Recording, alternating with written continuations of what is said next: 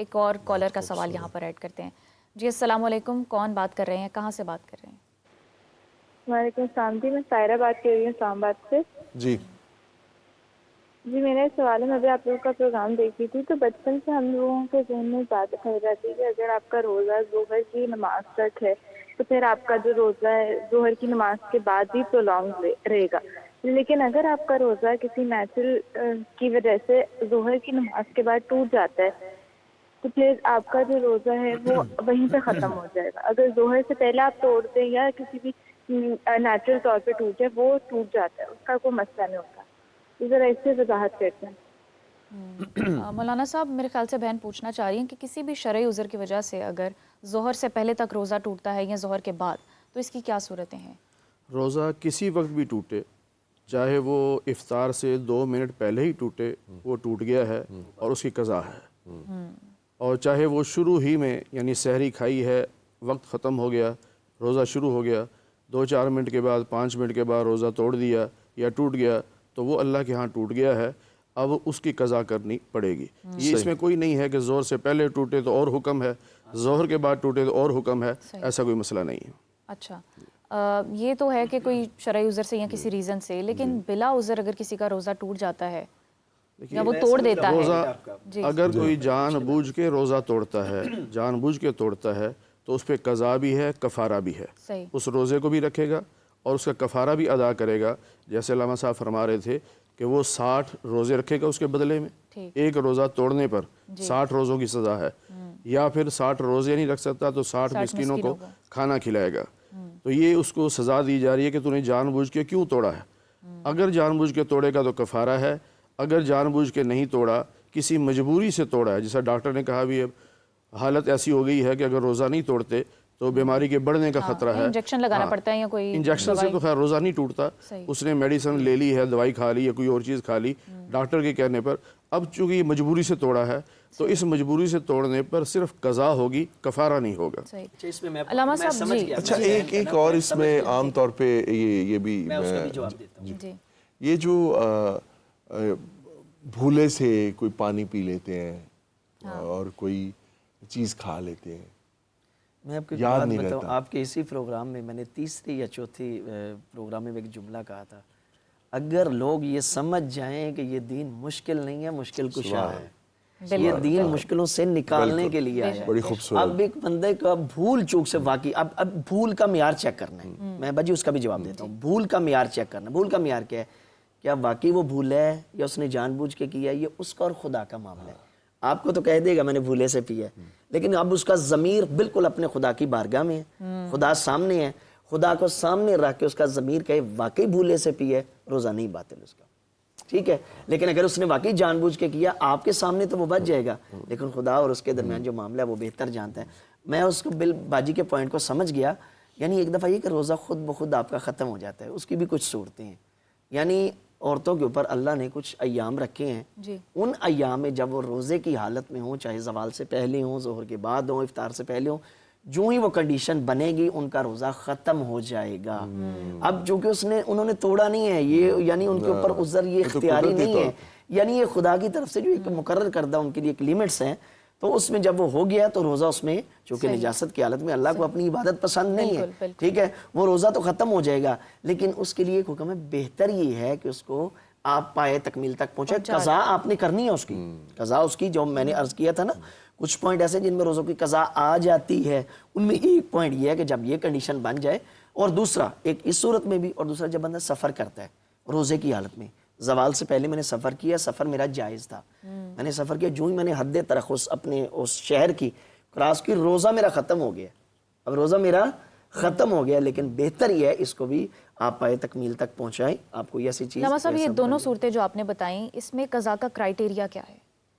قضا کا کرائیٹیریا قضا یہی ہے، بس اس نے دوبارہ وہ روزہ رکھنا ہے. چونکہ سفر اس کا جائز تھا، فرض کریں کوئی ایسا ضروری سفر تھا جس میں اس کا مالی نقصان تھا، یا کوئی کل کو اسے کوئی مشکل کریٹ ہو سکتی تھی. دیکھیں سفر کا معیار یہ ہے کہ ایک دفعہ یہ ہے کہ وہ روزے کو ختم کرنے کے لیے ہی سفر کرتا ہے، پھر بٹ سے وہی بات آ جائے گی خدا اور اس کے درمیان معاملہ ہے، کیا روزے سے بچنے کے لیے کر رہے ہیں یا واقعی اس کا سفر ضروری ہے.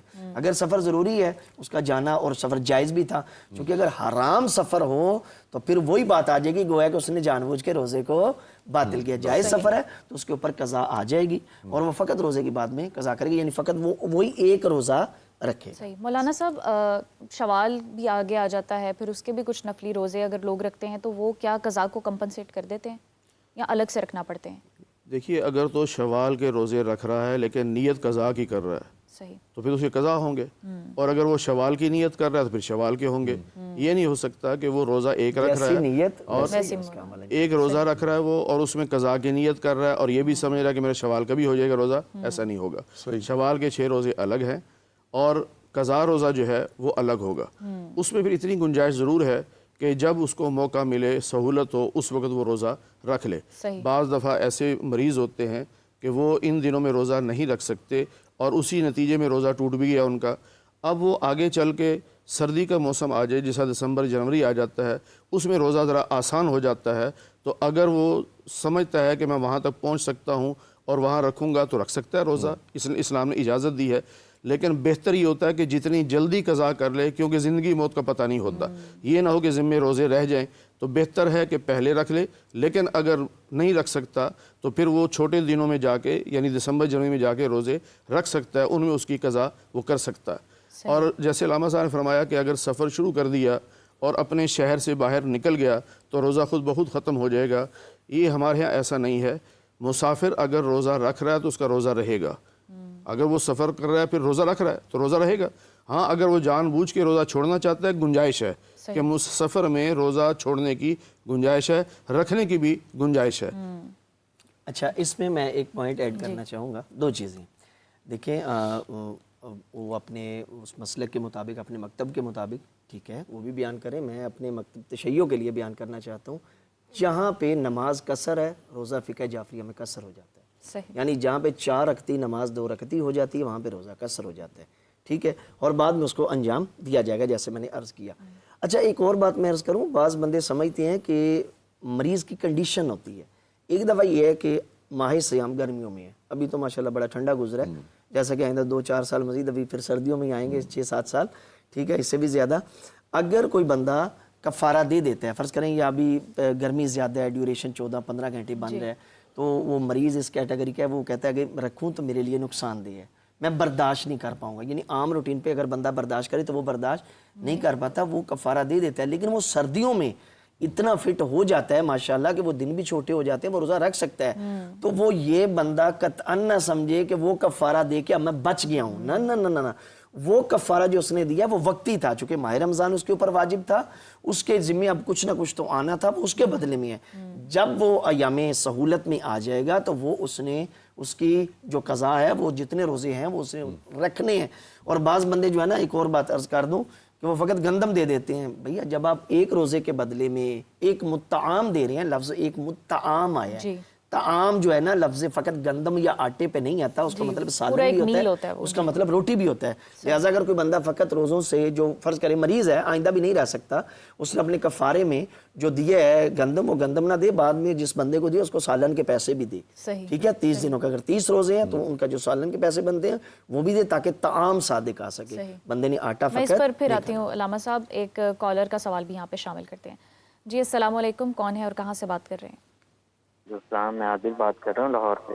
جی عادل صاحب, میرا یہ سوال ہے کہ اگر ایک آدمی, ایک بندہ جاب پہ ہے اور جاب کی وجہ سے وہ روزہ نہیں رکھ سکتا, تو اس کی جگہ وہ کفارہ دے دے, تو کیا اس کی قبولیت ہو سکتی ہے؟ وہ فزیکلی فٹ بھی ہے لیکن صرف جاب کی وجہ سے وہ روزہ نہیں رکھ پا رہا.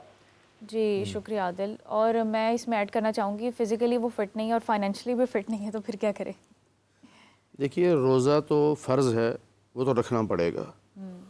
اب یہ جو ہم کہتے ہیں نا کہ یہ روزہ نہیں رکھ سکتا تو اس کا کفارہ دے دوں, وہ اس صورت میں ہوتا ہے کہ دیندار ڈاکٹر جو دین کو سمجھتا ہو اور ڈاکٹر ہو, وہ اگر کسی مریض کے بارے میں یوں کہے کہ یہ اس قابل نہیں ہے کہ روزہ رکھ سکے اور آگے امید بھی نہیں ہے, اس کو شیخ فانی کہتے ہیں, کہ اتنا بوڑھا یا اتنا بیمار ہے کہ زندگی بھر وہ اس قابل نہیں ہو سکتا کہ وہ روزہ رکھے, تو اس کا کفارہ وہ دے گا.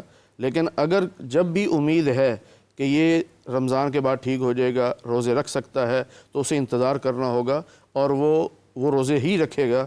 یہ جو کفارہ ہمارے یہاں چل رہا ہے نا کہ جی میں رکھ نہیں سکتا روزہ تو میں نے روزے کفارہ دے دیا ہے, یہ ہر آدمی کے لیے نہیں ہے.